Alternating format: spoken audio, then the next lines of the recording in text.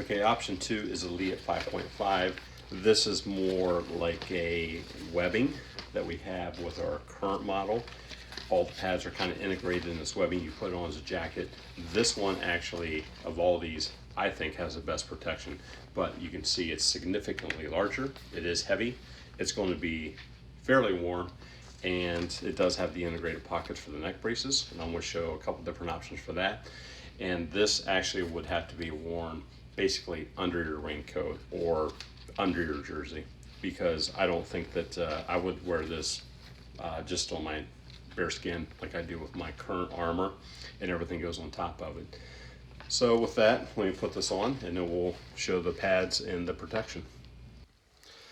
Okay, now that I got this on, you can see I also added my neck brace. I'll kind of go into the features for that here in a little bit. But you can see this is a significant unit. So you got the chest protection up front and the back. And the back does go a little lower than the first model we looked at. It does have the kidney belt integrated into the webbing there, just like we had with our previous versions we're using. And it also has pads here for your kidneys. So if you are going to use this option, you don't have to do the additional kidney belt, nor would you have to do additional elbow pads, because elbow pads here, shoulder pads here, these are both C1 rated, or CE1 rated, excuse me, CE1 rated. And the big game changer for this model is basically that rib protection. You can see this plate folds in, latches in. This is also rated, it's CE1 rated. The first model with neck brace has a foam side protection. Doesn't have any rating associated with it, so this is a little more beefy for that. Now, the pros and cons with this one. Obviously, the cons we'll start with first. It's big and it's heavy, and it's going to be warm. The 90-degree trip we took in September at Rock House, this would be pretty miserable to wear. And that's another con. After you wear this a few days, I would wear it just straight on my skin and then possibly have something over it, but it would be kind of sweaty and wet at the end of the day.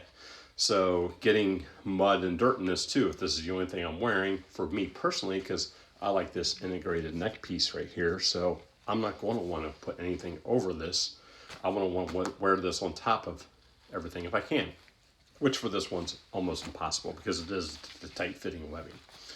The other cons, it's $300 with tax, so that could be a pro or con because it does have this one-stop shop. It does have everything. So one thing that the pros, let me just pull this off real quick. Maybe. There we go. So what's nice is they do have the ability to collapse these pockets. So if I did want to wear this underneath the raincoat, I could collapse that pocket, collapse that back one, and this neck brace would simply find its place home right there with a coat over top of it. So that is kind of a pro. If you do use a neck brace, you could wear the neck brace on top of layers for that. Again, it does come with the kidney belt and the elbow pads and one-stop shop, and it is seemingly like the best protection in all one unit combined. So that's option 2. Let's go to option 3.